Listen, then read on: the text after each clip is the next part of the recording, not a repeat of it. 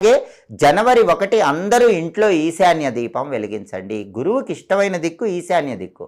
కాబట్టి అందరూ స్నానం చేశాక ఏ పూజలు చేయలేకపోయినా హాల్లో ఈశాన్యం మూల ఒక చిన్న పీట ఉంచి పసుపు రాసి కుంకుమ బొట్లు పెట్టి ఆ పీట మీద బియ్యం పిండితో ముగ్గు వేసి ప్రమిదలో ఆవు నెయ్యి పోసి 3 ఒత్తులు విడిగా వేసి దీపం పెట్టండి. దీన్ని ఈశాన్య దీపం అంటారు.